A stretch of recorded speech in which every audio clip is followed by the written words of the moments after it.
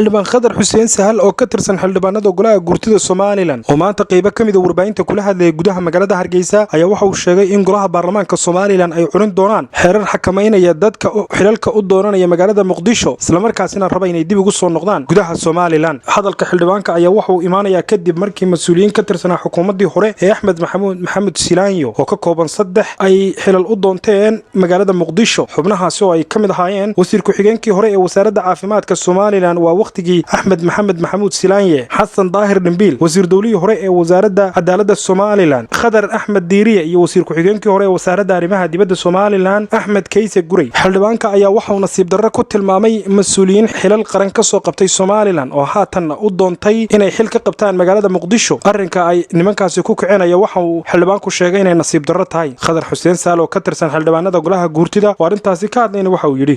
waxawey horta disaakum baan anu ku soo toosay iyadoo ay jaraa'idka iyo media ku jiraan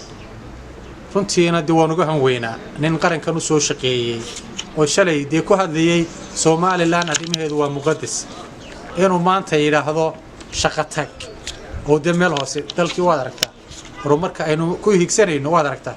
inuu meel hoose ka hadlo oo yiraahdo anigu waan shaqo tagi walkaad u shaqo tagayso waynu ka warhaynaa waa dadka dhibaataysan aynu maalin walba u duceyno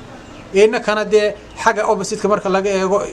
inaynu talaabo qaadno diidan inagu laakiin waynu duceynaa ragga waxaan leeyahay siyaasiyiinta way ka xumaata waxaan leeyahay haddaanu golayaasha nahay iyo haddaan xukuumad nahayba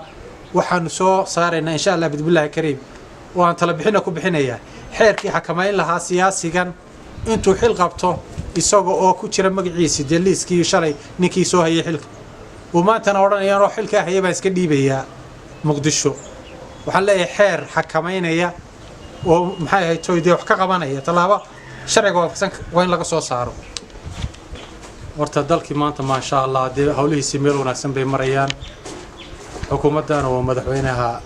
Axmed Muuse Biixi Cabdi uu garwadeen ka yahay si wanaagsan ayay u shaqeynaysaa alxamdulillah rabbil caalamiin inakuna shicibiyo waxa la inoo ka baahanyahay inaynu la garab galno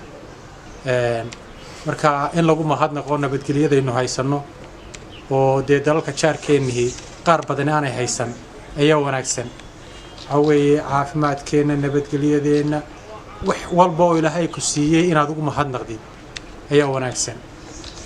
waxa soo dhan inay yimaado marka nabadgelyo haysatid waxaan leeyahay bulshada reer Soomaaliland meel kasta ay joogto daliya dibadba waxaynu ku naaloonaa oo aynu duwanaa ka ibina waa nabadgelyo waxa si wanaagsan inay nabadgelyada ilaashano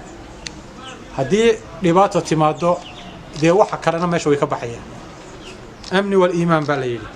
iimaanka iyo amniga horeeya haddana amni jirin dadku waa kala yaacayaan dhibaato badan baa soo baxaysa marka waxa weeye bulshada reer Soomaaliland waxaan leeyahay hadallada xanafta leh ee dadka qaarkii ama siyaasiyiin ha ahaadaan ama madax dhaqameed ha ahaadaan ama shakhsiyaad caadi ahaadaan ee la isu marinayo media waxaan leeyahay hal laga digtoonaado wixii dadka isu soo jiidaya iyadoo diintu bayna farayso hal laga shaqeeyo waa mahadsantii